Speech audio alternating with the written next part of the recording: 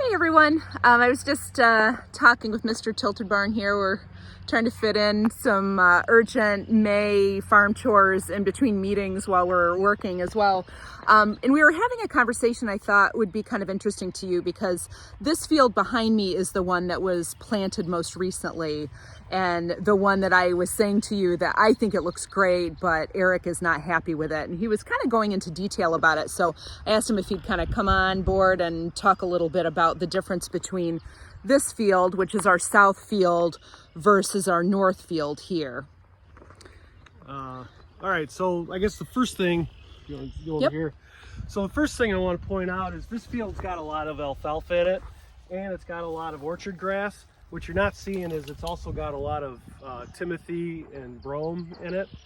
And the reason for that, the reason why I like this side so much better, we can go over here on this side.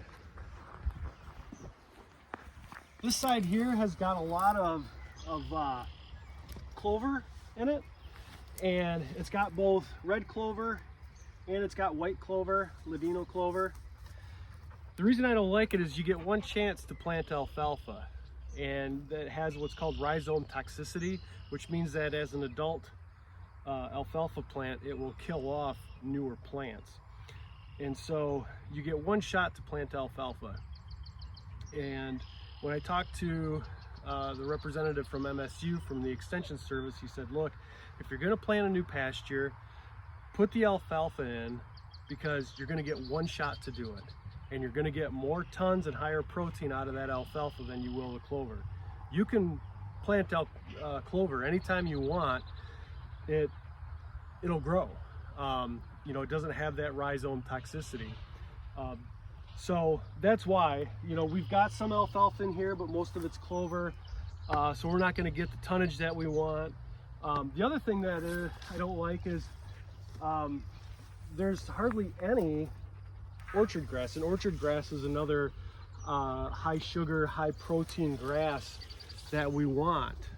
So there's a lot of, I think this is fescue or brome, and there's a lot of it here, but it doesn't have the variety that I really like, which is the timothies and the orchard grasses. The other big advantage, like, you can't see the timothy growing on that side just yet because it comes on later. So the advantage is in the springtime we get orchard grass and we get alfalfa, and as we move on through the season, that orchard grass doesn't mature. It's an earlier season grass. That timothy comes on later, and so we're getting that next run of grasses coming through as we continue through our growing season on forage. So that's kind of the Cliff Notes version of it. I know maybe it was a little long-winded, but that's why I'm not a fan of this side and I'm a bigger fan of that side. That's also why I use the exact same seed blend on that side as what I did with the 15 acres of lease ground that you guys saw in the previous videos. So there you have it. I told him I thought his field looked great, and he told me all the reasons I was wrong, and so I thought I wanted to share that information with you. Thanks for watching.